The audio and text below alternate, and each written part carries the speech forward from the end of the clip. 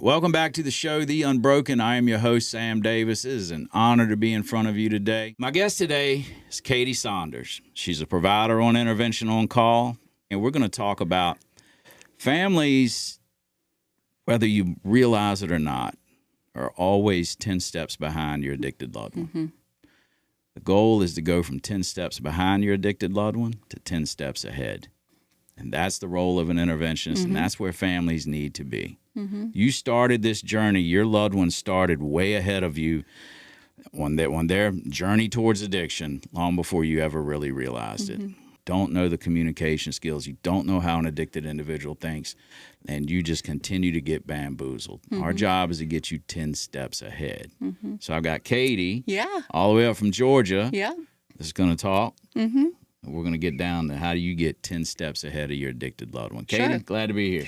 Well, it's an honor, and I've been looking forward to this for a while, just to be with you in person and then to be on this podcast because it does reach a lot of families. I believe that we are here to mitigate the fear for the family, properly armed with the facts about the disease, and then create an action plan because recovery is about action.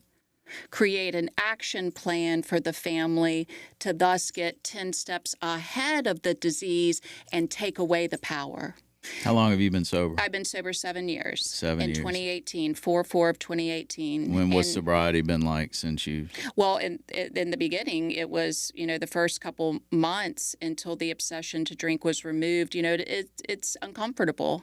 But then all of a sudden, out of nowhere, like magic, I got a sense of ease and comfort and that I've never experienced before. And I'm so grateful to be an alcoholic and an addict that if someone were to give me a pill today to say, oh, well, you can drink like a normal person or use drugs recreationally, I would not take it. This life is so much better. I actually feel sorry for the losers that don't have the disease that we have because the solution to our disease is like phenomenal. So how was your family involved in your recovery? It was not good. It was, they didn't know what they were dealing with and they were 10 steps behind. They were just responding to my delusional behavior. And until at the very end where it was kind of like this, hey, Kate, and I had a child. I got sober when I was 39. I'm 46 right now. And at the end, it was kind of like this, hey, Katie, you're welcome to do whatever it is that you need to do, but you're not going to do it on our resources and you're not going to do it around this precious boy that you have. And, I don't look good without resources. That seemed very difficult for me and like the harder way to go about all this. And bottom line is my options were off the table. I ran out of resources. I ran out of funds. I was depending on others to get what I needed. And they said no more. And that gave me the opportunity that I needed. So when they pulled out all of the options, it really brought to light like where your addiction had actually gotten you. Oh, yeah. And don't mistake for a minute, Sam, that I wanted to stop drinking, okay? I did not. Right. It had nothing to do with that. I think there's a misconception that when the alcoholic or the addict is ready, like, are you freaking kidding me? I was ready because the resources that had been given to me to do what I wanted to do had been removed. That had nothing to do with the desire to drink or not drink. I wanted to continue drinking. I couldn't. Right. Yeah, that was me. I mean, when I was intervened on, when I finally got sober, the first steps on that journey, I didn't want to do it. I didn't want to be a crackhead. I didn't want to keep wreaking havoc on everyone that I love dearly, but I didn't really want to be sober. No. I just wanted the pain to stop. But to go about and getting sober and what that took, because I'd sat in some meetings before, and I'm y'all are twisted up, man. Yeah. I don't have anything in common with y'all. I don't want anything to do with that. And I'll see you later. But I didn't want to be a crackhead. Right. But when they removed the options, created a little desperation. Yeah, desperation. And then I got a taste of some freedom. I got a little moment of clarity where I'm like, all right. And I was watching guys that had the same story as me. Sure. And they were living differently. My sponsor, he'd show up. He had a new truck. He had things. He was dressed nice. And he had told me he had done the same things I did. I'm like, well, maybe there's something to this. Yeah, maybe I'll believe you for 24 hours. Yeah. Just for 24 hours. That's all I got in me. Yeah. And I'm so selfish and self-centered that I didn't even care that I was hurting other people. That's how selfish. In fact, when I went into treatment for the final time, I felt so punished that and my punishment at that time was to withdraw my affection. And I did not speak to the people that I loved the most while I was in treatment, and I would revoke their releases. Isn't that awful? Yeah, going to show them something. Yeah, I'll I'm gonna show you. show Make them. you. I'm going gonna to punish you. I want you to be in as much pain as I'm in. Isn't that awful? Yeah. Yeah, I know. Yeah, to the It's so people that love us the selfish. most and also trust us the least at that I time. know. I'm so selfish. Yeah. So, when did you start working in the field professionally as an So interventionist? I did treatment for a while, and so I went to rehab, and then I did outpatient. And while I was doing outpatient, I was in sober living, and I was in sober living for about 10 months. And during that time, it was a requirement to get a job. And mind you, I had not really worked. I had not worked being sober in about a decade. And so I didn't know how to show up and be accountable. And so I got this sober job at Publix, and I was in the deli with the hairnet on, slicing some meat and cheese. And by the way, I thought that Publix, the way that they were doing their sampling of cheese, I could do it better than them. Yeah, of course. And so of course you did. I figured out this whole new way to sample the cheese, and the deli manager came over to me and was like, "What are you doing? There is a protocol for this in the Publix handbook, and you need to cease and desist immediately." And I was mortified. Right. It was a humbling Don't you experience. know who I am? Yeah, don't you know who I am? I'm way serious, overqualified dude. for this position to don't start you with. I'm know- doing you a favor by being here. I graduated with honors from the University of Georgia in finance and business development. Let me manage the cheese, damn it. Can you? It's unbelievable. Yeah, the nerve of them. Anyway, I worked at Publix, and I really enjoyed. It was really great for me to work at Publix. And then after that, I'd been interested because I do like talking about recovery. I love talking about the solution so much. And you know, a lot of people, when they get into recovery, want to work in this field. Yeah. I do believe that only a few are really well suited for it, because if you work in this field, my belief is I've got to work my recovery program 3 times as hard to counteract the spiritual sickness that the disease has around it. But anyway, so I started working. I got hired, and I had enough sobriety to get hired at a detox. And so I worked my way up slowly. I was willing to do any position that they wanted me to do. And by the end of my tenure there, I'd worked in every position except the kitchen.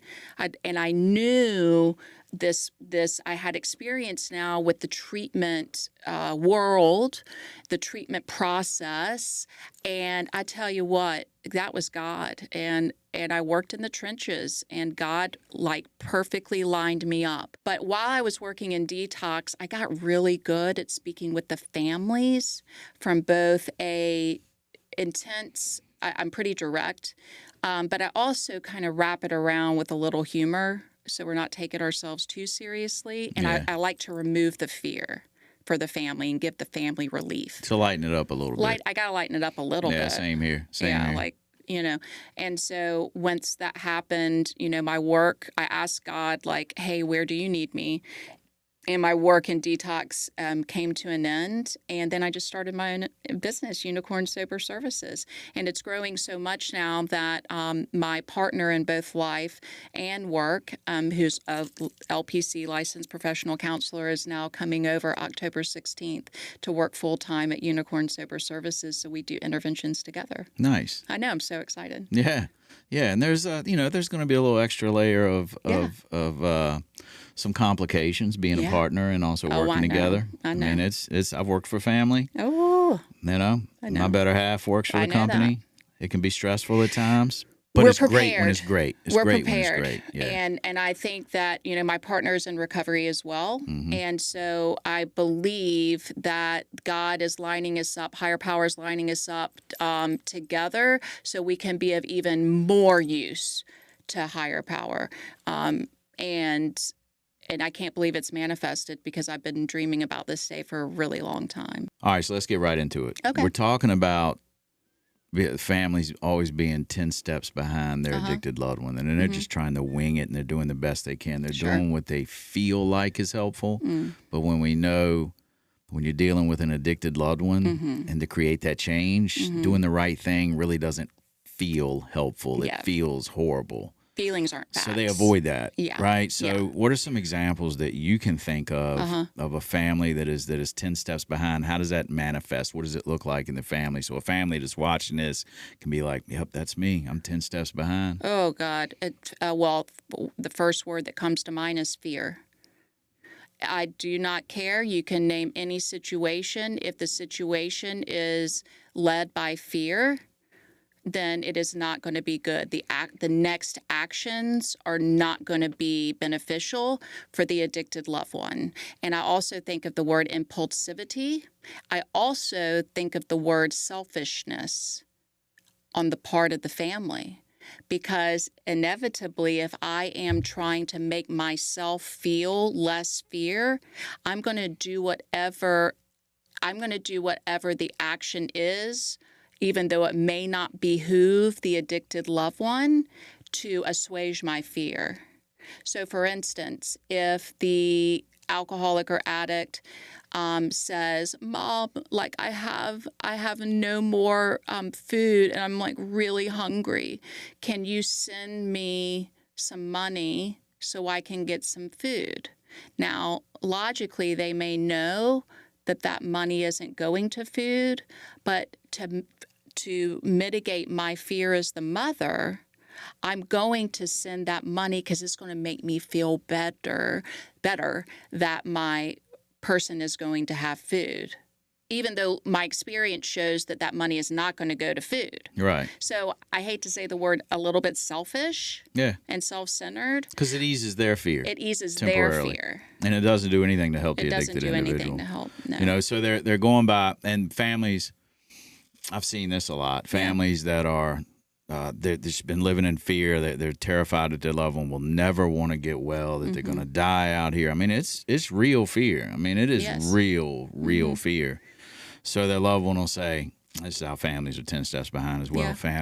They're the addicted one will say, I'll go to treatment on Monday. Oh. Right? And families have been waiting for their loved one. They're terrified, and if they don't fully understand the manipulation behind that, because Monday rarely ever comes. Correct. They've just been waiting for a loved one to say that. Right. The loved one knows that. The addicted one knows that. All they're doing is buying time. I know that. You know that. I do. And down in there, the family members know that to a degree. I mean, that's straight out of a line in our literature which says that the family member hopes that the alcoholic will rouse themselves from their lethargy. And that just means that out of nowhere, the alcoholic or addict will rise up and say, you know what? I have been wrong. God, this way of living has been horrendous. I'm so sorry. I think today's a good day to go to treatment. Yep, I think today, let's go now. That's what the family hopes. And so when they hear, you know what, I think I'm going to go Monday, it's like, oh, my God, I'll do whatever it takes for so-and-so to go Monday. And Monday never comes. I'm going to need to get this paid. I'm going to need to get that paid. And I just want to get high a few more times until Monday comes. So if y'all could fund that, that would be cool. And then Monday comes along. Monday doesn't come. Yeah, Monday never comes. Yeah, we help with that. You help with that. I help with that. It's a boundary that we have. Teaching the family, the gift is on the table for today. Yes. And I'm willing to walk. You're willing to walk away, and I'm willing to walk away if that gift is not received. Yeah. Yeah, it's about, communication, and I'll say communication, and it is. But what I want to get to is around this is that they're just so reactive and not proactive. They just will react to whatever their addicted loved one says or does because they're just terrified. And we got to remember, too, that they're coming to the table thinking that this is their fault. They stay 10 steps behind when they're believing that their loved one's addiction is their fault. It's like, that's got to be my fault. Look what I produced. Look what I raised. Where did I go wrong? What did I do wrong?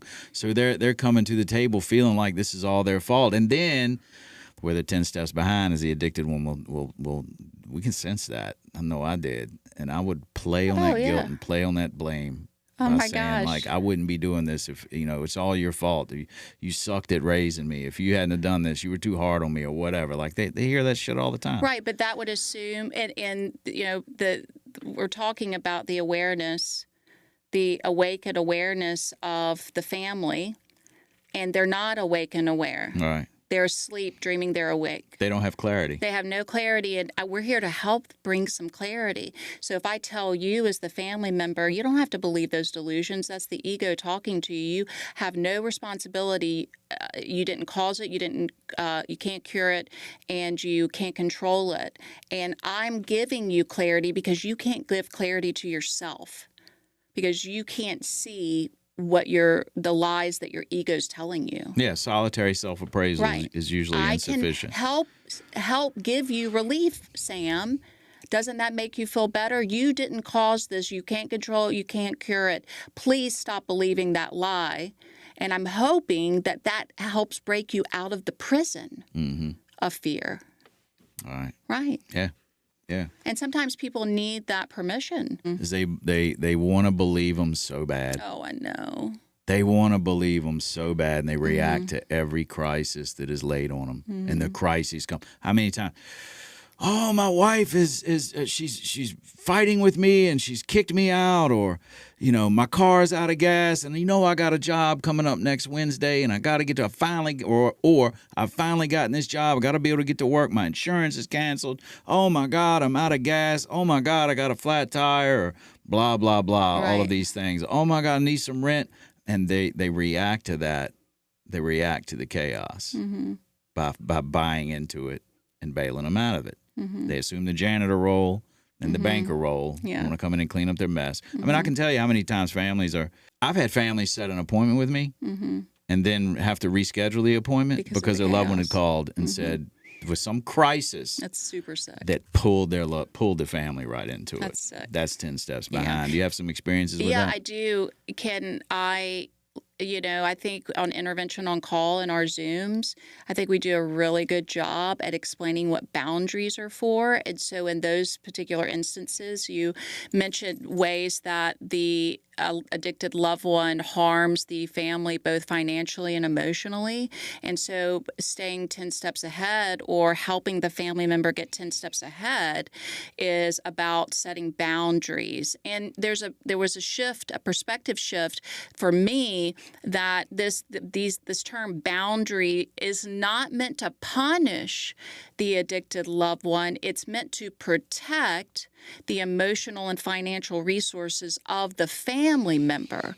And if we, Sam or I, and the other IOC providers, if we can help you even start with small boundaries to protect financial and emotional resources, we're already starting to get ahead of the disease and pull the power back from the disease. I don't care how you state it. We can call it 10 steps ahead, or we can call it pulling away the power from the disease and giving power back to us.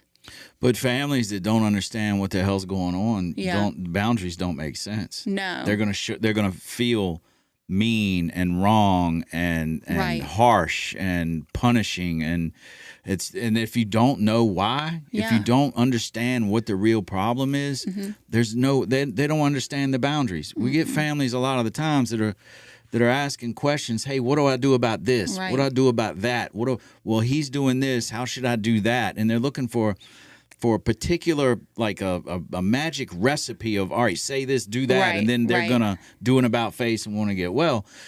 But it doesn't work that No. way. The more you understand exactly what's going on, the easier the boundaries are going to happen for you.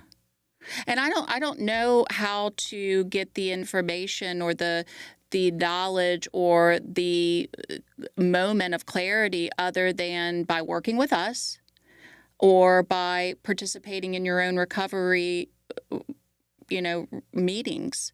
I just don't know another way, because not knowing about the disease, you are already 10 steps behind. Yep, So that's how the do main I, key. Right. So how do I get this information about, well, I don't know, I mean, like schedule a session with us or, try working your own program.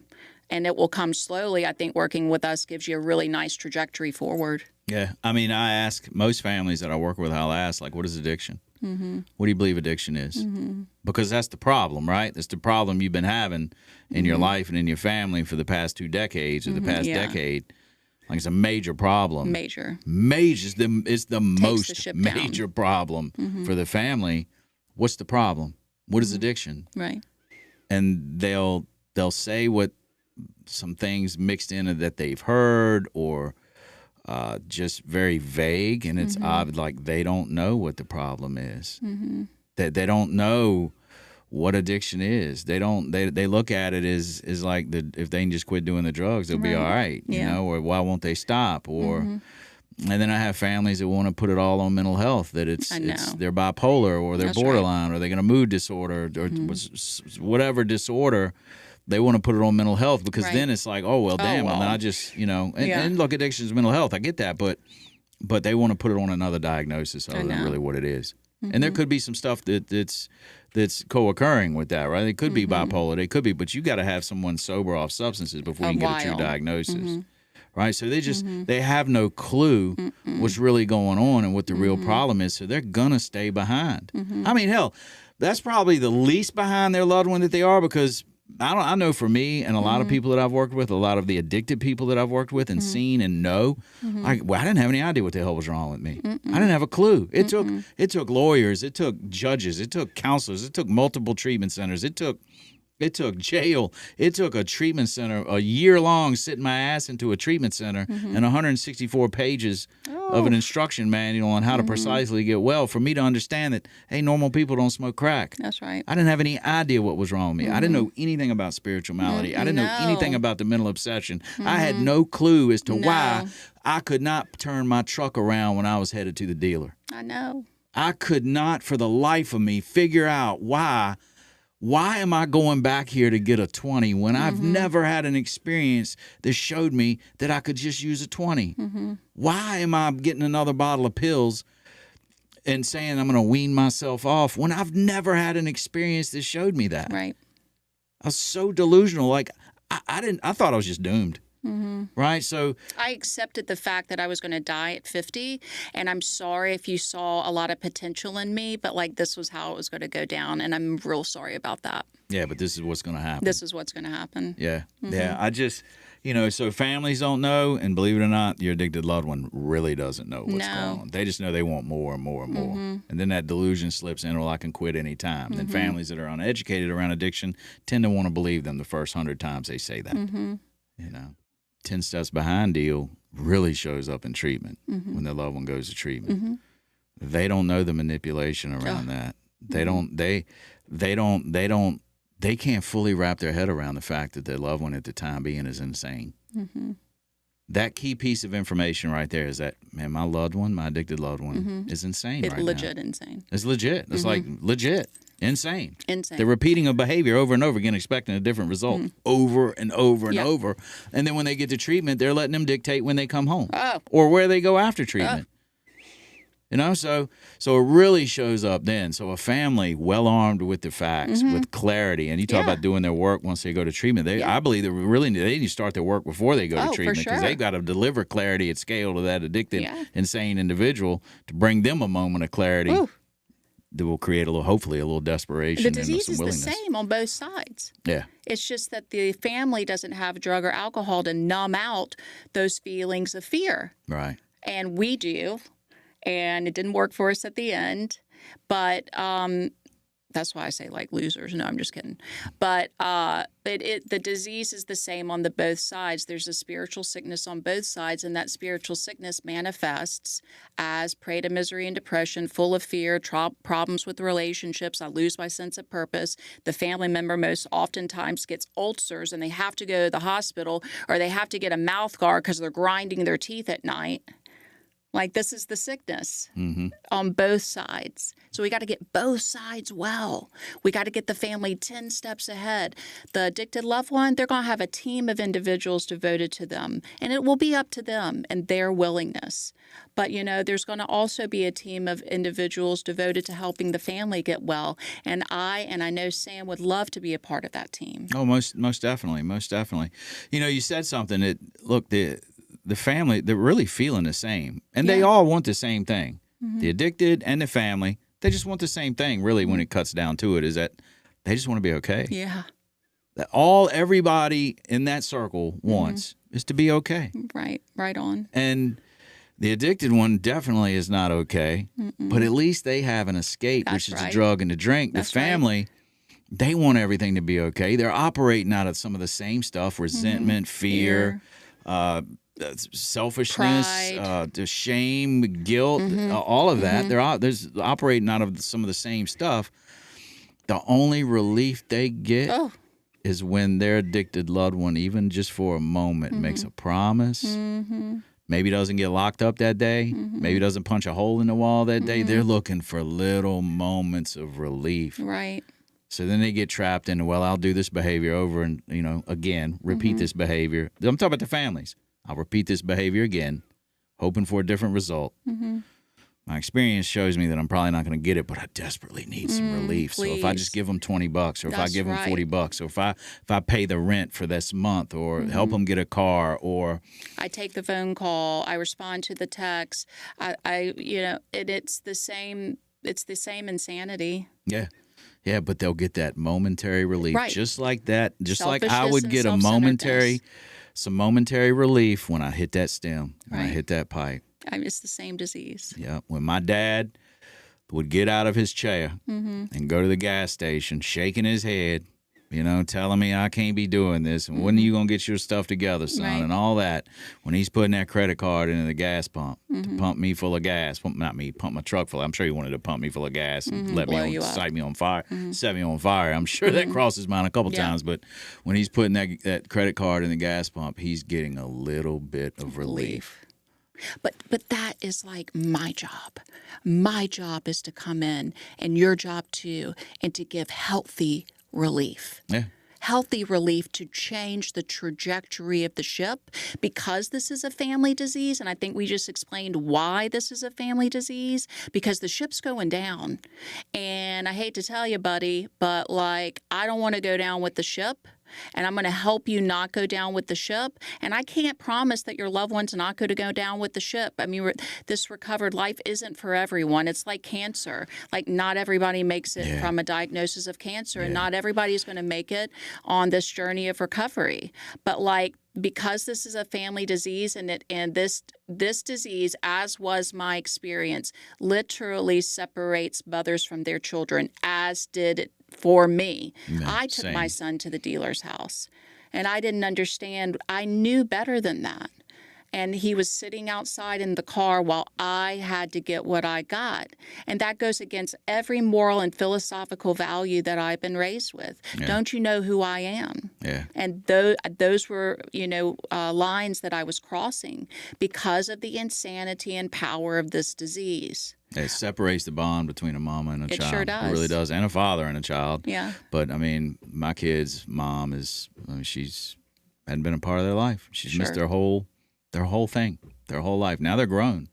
And it's like, in her mind, it was, well, it's just a bump in the road. I'll get them back. I'll do this one day, just another day. And that day never comes, I know, I'm sorry. And where the studio is, where you came, I used to sell stolen cigarettes to the Exxon station right down the road. Awesome. This neighborhood didn't always look like it does right now. Yeah. And up the hill is Churchill, right? And that's where you don't really want to be there. Was it right? That's Churchill up the hill, right? Yeah, right up the hill there. Right? Not a good spot. Am I right?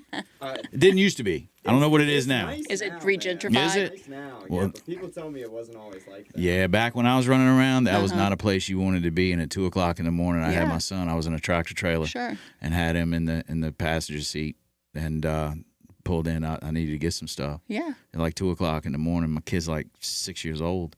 even the dealer was like, man, you What are don't you need to, doing? what are you doing? Don't bring your kid down here. What the hell are you doing, Problem man? when the dealer says things like that Yeah, to you. yeah. It's I remember that. Yeah, My right. dealers told me a whole lot of stuff through Yeah. the years, and I remember that. Yeah. And it was really like, man, what am I? I felt so much shame after that, so much. But It doesn't matter. You used through it. I say I lost my kids. I didn't lose them. I gave them up. I Right. voluntarily gave up custody of my kids and my family, and was in delusion that, just because I can see them from time to time, and I always also played the victim that it was, it was mom and dad's fault I and know. everyone else's fault while I lost my Self-pity. kids. But it's baffling to watch this unfold. Baffling. Well, baffling. there was a very, very long period of time where it would be weird if I didn't have a drink while I was driving. And I certainly was driving him around. And I would want to present externally as, don't you know who I am? I'm Katie. And I will take you and all the children to the varsity to eat and have fun and truly risk. I was not sober, and I would put other children's lives at risk too. Yeah. I'm really sorry about that. Yeah. And thank God the grace of higher power got me through that. And so I didn't have to experience that particular bottom, but I did have to experience the bottom of a DFACS case being opened up on me. Things are great now. My kid's Right. 17 and lives with me and has both a sober mom and a sober dad. Right. Yeah, incredible. Yeah. Mine, he started a nonprofit to help kids that were raised by addicted parents that are now adults to help them get trauma and pay for them to go to trauma Amazing. workshops and all. And he was terrified through his childhood and didn't really know why. And he knew that his grandparents weren't really being honest with him. He knew that something wasn't right with me. He knew once he started going to school and he would go to the other kids' houses for play dates. I can't believe I'm saying play date. For sleepover or, slumber parties, whatever we used to call it back in the day. He felt safe there, and he also realized that, hey, this household isn't acting the way that my household does. Yeah, I know. And he also picked up on the fact that the kids couldn't come over to his house after a while. Yeah, I know. They couldn't come over to his house. I remember one time, right when my son was, I was fixing to get sober. The opportunity was going to be presented to me, and I asked him to heat me up some food. He was like 9, Right. and I said, hey buddy, do you think you could make some lunch for me? Did he do it? Yeah, he did. He did an What'd you excellent get? job. Chicken noodle soup. Right. Yeah, and he's very inside the box, and he seems like an adult or a child of an alcoholic. Right. He's very secure and needs to know what time we're going to be there and needs all the information, and that's cool. He can do his own recovery, but the biggest gift is that his mom is sober and his dad is sober, and his dad got sober 4 years after me, and I'm so grateful for that. Yeah. Thank God. And for he that. called me. Right. He called me, and it wasn't promotion, it was attraction. Right. Because I never promoted the fact that I was sober or made him feel bad about that, because that's not what I was taught in the rooms of recovery. Yeah. Yeah. Yeah. Isn't that cool? Yeah. No, I'm gonna admit to you, man, for many years in my recovery, and there's still not today, not in the last few years, but there's been periods where my ex was still in the throes of addiction. I'd have probably unplugged her life support, charged my iPhone. Even if it was at about 45% charge, I still would have unplugged that bad boy in a heartbeat. Man, I get it. I was so full of resentment just watching what she would do to those kids. But what I realized once I got to the truth about what was going on with me is when I would watch her, once I'd gotten sober and recovered and transformed and all that, I was watching the pain that she was unknowingly inflicting on the kids. I was watching it, and I was like looking at a mirror of what my life was years ago.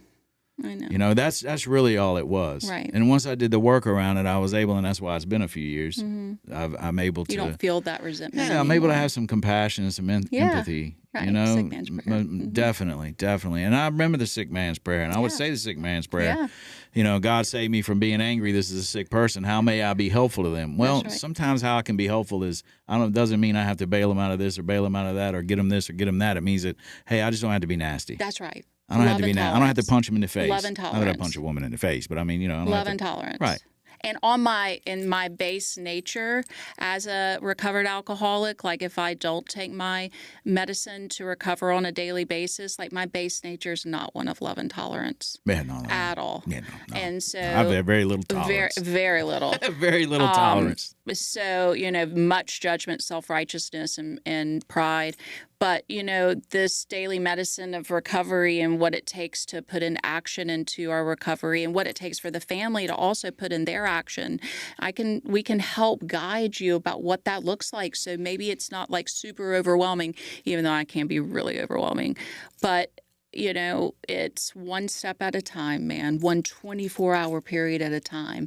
Relax and take it easy. Yeah. And to give families that relief and then also to get them 10 steps ahead of the disease, I think that's a gift that they say, whoa, this has been invaluable for me. What does 10 steps ahead look like? Let's look at some examples of that. I can tell you. Go for it. The most well, for me, I think we may have two. We may have, and then that's fine. That's cool.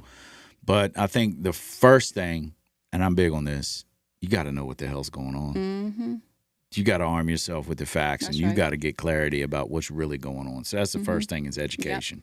Yep. Educate. Mm-hmm. Whether you're the mom, the dad, the husband, the daughter, the son, the sister, bro, no matter, like anyone that's involved in that chaos, is wrapped up in it, has to educate themselves on what exactly is going on. And to add to that, like it's hard enough explaining to another alcoholic what this disease is about. And so the family, they're not going to get it on the first go around, and that's okay. Mm-hmm. Recovery is about repetition, and I'm going to bring it up and explain this to you, and Sam will too, like so many times. And like it's cool that we don't get it the first go around. Yeah, and they're going to drop the ball. Yeah. They're going to fall short. Yeah. Several times, just like it's okay. People that in early sobriety or just life in general. Yep. Like you're going to drop the ball. You're going to make some mistakes, but you got to get back on. It's just like learning to ride a bike. When you're first starting on this journey again, you're going to go from ditch to ditch to ditch to ditch for a little bit before you get some center line. It's kind of like a kid learning to ride a bike. It wasn't pretty first time I rode a bike. It was pretty awful to see, gnarly. actually. But how does it show up? So when a family 10 steps behind and their loved one says, hey, I just need rent, or they're calling with a crisis, and they respond to that crisis and get wrapped in it, what would 10 steps ahead look like based on them being educated on what the problem is? Well, I'd ask for a pause.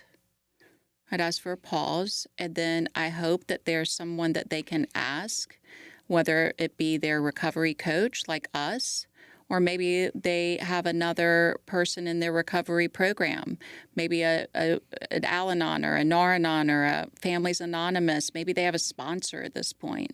And that's the first step for me is I don't know what to do.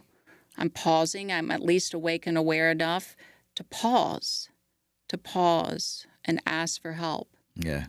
That pause that you speak of when the crisis, and this is what I coach families to do, is, like before we intervene or just through coaching families, is when that call comes in with the crisis where they're looking for their loved one to rescue them out of the crisis, is that pause. What I share with families is, hey, you know what? If they're not in a position where they're spiritually fit enough or grounded enough to be able to say, no, I'm sorry, that's your crisis, not my crisis. The only thing I will support is you getting well and going to treatment.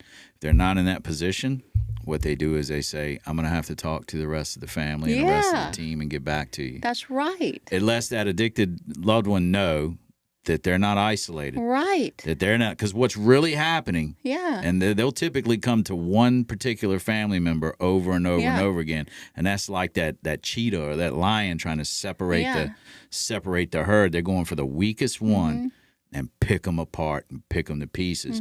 But when you say, hey, I've got to talk to the rest of the family, it lets that loved one know that, hey, man, we're working as a team here. We're no longer isolated.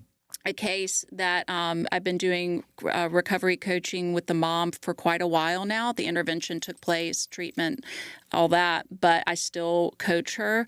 And so part of the word track was when the addicted loved one started asking for financial resources, the response, the go-to response that was practiced was, thank you for asking.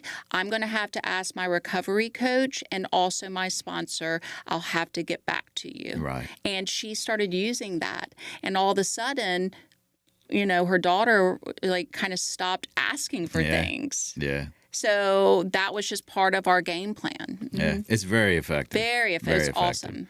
So the family gets the call or the spouse gets the call. I'll go to treatment or the text or whatever. Or I'll go to treatment on Monday. What's 10 steps ahead look like to you? What would you say? 10 steps ahead would be that we've already discussed that the immediacy, because I've learned about the disease, that the gift is on the table for today. And so we have discussed the importance of the boundary about why the gift of treatment needs to be on the table for today, and that if the loved one does not want to go today, then how their relationship is going to change. So this is really a coaching and again, giving more information and knowledge about why boundaries are necessary. This is done before we even start having communication with the addicted loved one. Oh, yeah. And so it's, again, to give power and give relief to the family member that boundaries, it's not about punishment. It's a necessity because I'm not willing to step on graves anymore. I'm willing to step on your feelings. This is what I say. I'm willing to step on toes today rather than step on graves. Yeah, that's great. Yeah. I like that. I like that. I'm going to steal that. Please. That I'll go to treatment on Monday. 10 steps behind is like families don't have a treatment program picked out. Oh, yeah. That's major. Sorry. That is major Yeah, across that's the board. correct. They don't have a treatment center picked out, right? So 10 steps ahead is have that program ready where you feel like they're going to get the best help. Not where you feel like they'll accept, but where you feel like they'll get the best help. Have it laid out. Have it ready. Because if you don't have that, your loved one is just, when you talk about treatment, they're just envisioning whatever, and it's usually worst case scenario, right? The family's like, they talk about treatment, but they don't have a solid place to go to. Yeah. So have that for when your loved one says, even tries to manipulate you, said, I'll go on Monday, when they've said that repeatedly. My response to the family, or my suggestion to the family, is respond as, well, we have this place for you. Yeah. Whether you go Monday or not, that's up to you, but we're not doing this. Yeah. We're not doing it. Yeah. You can go Monday, you can go Tuesday. We'd love it if you went Monday. Oh, my God, it'd be great. We'd love it if you went today. Yes. Because we have it ready for you and the bed's ready for you. I don't know if it'll be available Monday. Yeah, it may not. They may be full. They may be full. So we would like to go today. But, you can choose Monday. You're an adult. Right. You have autonomy. However, However, if you choose Monday, things are going to change in the following ways. Yeah.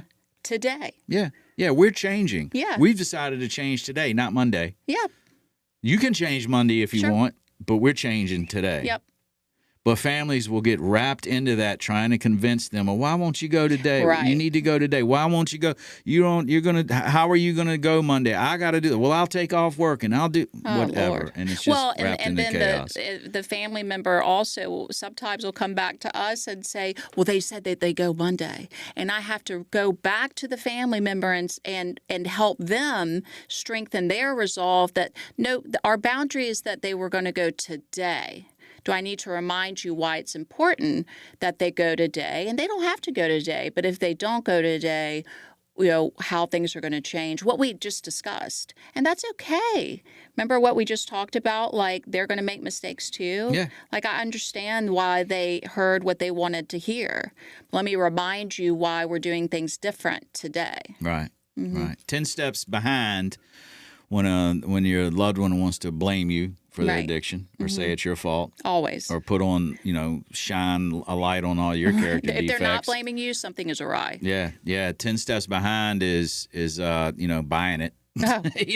Buying it even for a second. 10 steps ahead is you're aware, based on your education that you've been getting and the change that you've been making. 10 steps ahead looks like, man, I'm sorry, but I'm sorry you feel that way, but I refuse to be the villain in your story. Maybe you're right.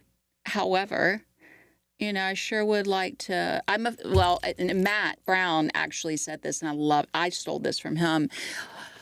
Maybe you're right, but today I'm willing to be in a family of recovery today, and I'd sure love it if you would join us. Right.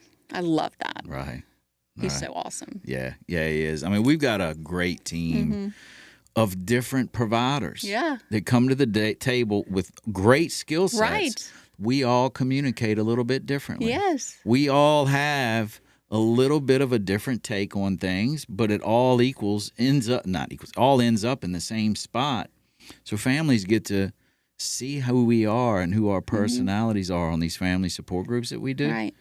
And get to see which one they feel like they connect with the most. This community of interventionists that you have created, it sharpens my tools. Mine too, because working as a private practice individual, Alone? feel a little alone out Yeah, here. it's really lonely. Yeah, you got to reach out to colleagues and other people in the field, but having this little nucleus of us. Being the only woman for now, I can't just, I tell people this, but all the gentlemen around me are just wonderful. I feel zero pride, zero ego. I feel lifted up always. Yeah. And it's a very special community for me. Yeah. And I'm very grateful for it. Me too. I mean, like, I didn't put this thing together, I don't believe. I mean, I think it was all God. Yeah. Like, God put all of us together for Absolutely. a reason. And we've all been together for quite some time now. Yeah. In the beginning, I had providers that came on and left pretty quickly. And, you know, I'd start to want to take that personally and oh my God, this thing isn't going to work. It's going to, all that negative chatter, Yeah, that right. noise. The itty bitty shitty Right. bitty. Well, all it was is they weren't the ones for this place. Yeah. They weren't the ones. But the group we've got on Intervention on Call, I love it. solid. I love it. Yeah. I love all our people so much. 10 steps behind looks like a lot of calamity and chaos Yeah. and just unknowns Fear. and bewilderment and just, I love the word flabbergasted, right? It's a lot of that. Baffled. 10 steps ahead looks like, okay, we understand that our loved one is insane, that he can or she can or they can return to sanity, but right now they're insane. Yeah. We cannot rely on them to choose the proper treatment program or the appropriate level of care. No. So we are going to have to do that. And we're going to choose that based on what we feel is best for them, not what we feel like they're going to accept. All right? Then we're going to change the way we communicate with our addicted loved one, because now we realize that our loved one is insane, and we're not going to try and reason with irrational thinking. And setting boundaries, to never have to be unkind, and following the directions of the professional. But it starts with being educated, and they can do that at our family support meetings. At Al-Anon, certainly there's a bunch of them around the country, Al-Anon, PAL, Nar-Anon, FA, Families Anonymous, Codependents Anonymous. But you know, showing up at our place 5 nights a week on Zoom, it is not your average support group. No. And it is helping a lot of people. We're getting great feedback. Yeah, it's nice to have a supplement. It offers a nice trajectory forward. I don't know. I can't control the surrendering of the addicted loved one, but I can raise the white flag as the family member and say, I give up. I give up. It's obvious that I don't know what I'm doing. I've not been making this situation better, and I'm willing to stop and follow some direction. and follow some directions and suggestions. Yeah. Katie, thanks for coming up Oh here my today. God, thank you. And making the ride, Yeah, stopping by. It's You a cool better believe studio, isn't it's awesome. Producer's I'm really pretty jealous cool. actually right Yeah, now. the engineer's pretty cool. Yeah, oh. He is cool, isn't he? Heck I mean, yeah. he was built for this right Built- here. Tom, built- ladies and gentlemen, Tom. Built different. Tom. Built different, Tom. Guys, that's it for us. If you're just worn out and what we've been talking about resonates with you, please check us out on our support groups 5 nights a week on Zoom. Totally free, no catch, nothing but solution and hope. And you can do that at www.interventiononcall.com. For those of you that maybe coming to a support group might not be maybe a little on edge about that, but you're seeking some answers and you're seeking some information.